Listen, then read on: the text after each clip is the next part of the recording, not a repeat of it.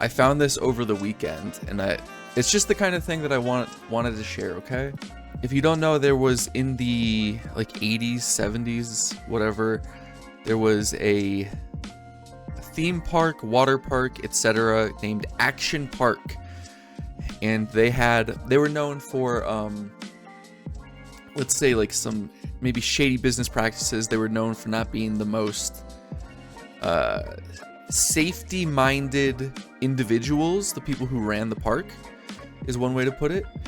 And so this is probably what they are best known for. This is a water slide with a loop in it, which is of course insane.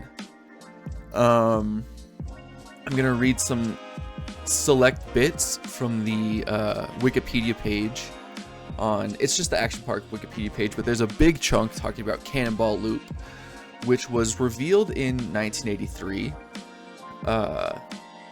It's called Cannonball Loop, as I said. It was so, I mean, look at it, it's so scary that the employees themselves needed to be offered $100 just to go down it.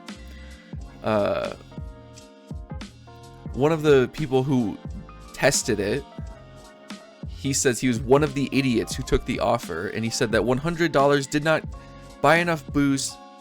$100 did not buy enough booze to drown out that memory. In 1985, it was open for 1 month before it was shut down by the state for being too dangerous.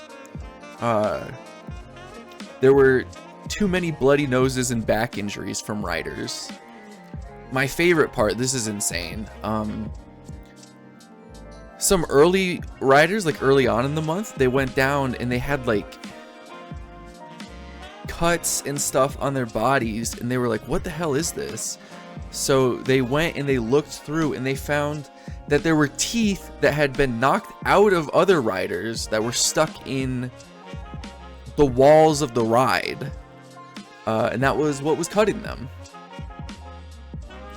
There was a Navy physician who ran the numbers and believed that at the peak of the loop or whatever, they were pulling 9 Gs, up to 9 Gs, which is obviously insane. That's like what fighter pilots pull at like peak G. There were rumors that they put test dummies down first, and that the test dummies got decapitated and that their limbs came off, etc. And the son of, I think, the owner of the park, Andy, confirmed that to be true. He was also the first person to test it, the first living person to test it. He wore full hockey gear, and he said that Cannonball Loop was not fun, and it was more like a ride you ride to survive than to have fun. So that's pretty cool. Apparently someone got stuck up at this part because there wasn't enough water pressure, so they added a hatch to help people get out in the event of that. It looks innocent on the surface. It's like this sinister black loop. It also looks like not unlike the euthanasia roller coaster, if you know what I'm talking about. This is a bit more insane, but like not completely different looks. Not the coaster. Oh, this? You would do this? You would do this? There's no way in hell I would do this ride. Also, so like the park was known for, like I said, its shady safety practices.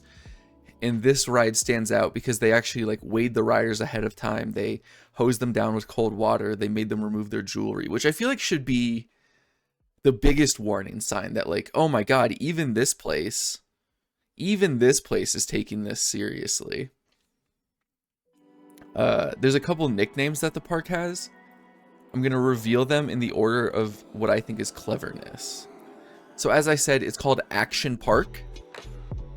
People also, because there were so many injuries and etc., people gave it some nicknames, including Accident Park, which is terrible, Friction Park, which is terrible, Traction Park, which I think is really good, and then Class Action Park, which I also think is really good. There's a documentary called Class Action Park if you want to know more about this.